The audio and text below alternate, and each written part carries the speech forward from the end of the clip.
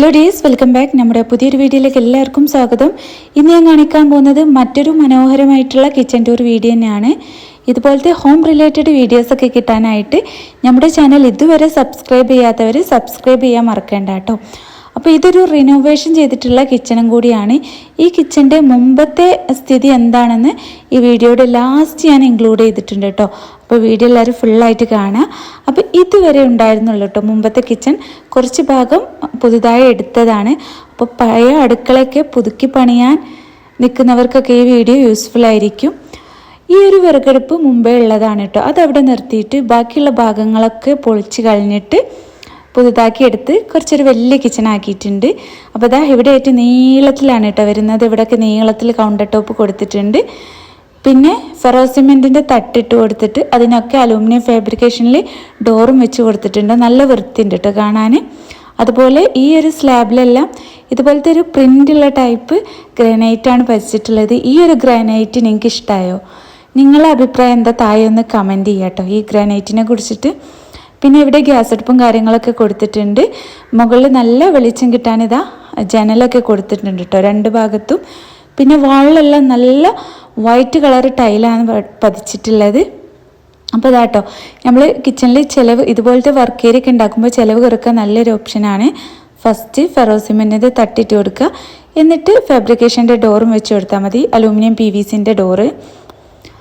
അപ്പോൾ ഈ ഒരു ഭാഗത്തായിട്ട് ഗ്യാസ് അടുപ്പും സിങ്കും കാര്യങ്ങളൊക്കെ വരുന്നു. പിന്നെ ഇവിടെ പുറത്തേക്കുള്ള ഡോറാണ് വരുന്നത്. പിന്നെ ഇവിടെയായിട്ട് നീളത്തിൽ മിക്സി ബാക്കിയുള്ള സാധനങ്ങളൊക്കെ വെക്കാനും സ്ലാബ് കൊടുത്തിട്ടുണ്ട്. പിന്നെ ഇവിടെ ഫ്രിഡ്ജും കാര്യങ്ങളും അതും കൊടുത്തിട്ടുണ്ട് കേട്ടോ. നല്ല വെളിച്ചം കിട്ടാൻ ജനലും കൊടുത്തിട്ടുണ്ട്. പിന്നെ ഇവിടെയായിട്ട് സ്റ്റോർ റൂമും വരുന്നുണ്ട്. അപ്പോൾ ഇത്രയും ഭാഗങ്ങൾ പുതുതാക്കി എടുത്തതാണ്. അപ്പോൾ മുമ്പത്തെ കിച്ചണ് ഞാൻ ലാസ്റ്റ് കാണിക്കുമ്പോൾ നിങ്ങൾക്ക് മനസ്സിലാവും എത്രത്തോളം ചെറുതായിരുന്നു എന്ന്. ഇപ്പം അത്യാവശ്യം എല്ലാ സൗകര്യങ്ങളോടും കൂടിയിട്ടുള്ള നല്ലൊരു കിച്ചൺ ആയിട്ടുണ്ട്. അപ്പോൾ ഇതിൻ്റെ ഫ്ലോറിൽ പതിച്ചിട്ടുള്ളത് വുഡൻ കളർ ടൈലാണ്. പിന്നെ വാളിലെല്ലാം വൈറ്റ് കളർ ടൈലും വാളിൽ വൈറ്റ് ആൻഡ് വുഡൻ കോമ്പിനേഷനിലാണ് കേട്ടോ ഈ ഒരു കിച്ചണ് വരുന്നത്. വാളിലെല്ലാം വൈറ്റ് കളർ ടൈൽ പതിക്കുമ്പോൾ തന്നെ കിച്ചണിൽ നല്ലൊരു വെളിച്ചും അതുപോലെ നല്ലൊരു വിശാലതയും ഫീൽ ചെയ്യും.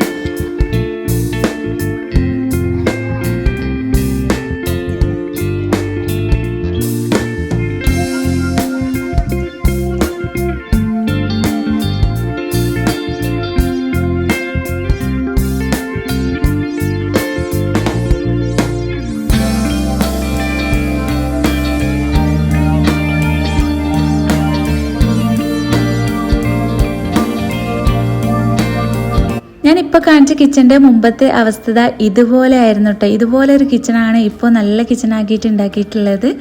അപ്പോൾ മുമ്പ് ജസ്റ്റ് ഒരു വർക്കിംഗ് കിച്ചൺ, ഒരു വിറകടുപ്പും അതുപോലെ ഒരു സിങ്കും കാര്യങ്ങളും മാത്രമേ ഇതിലുള്ളായിരുന്നു.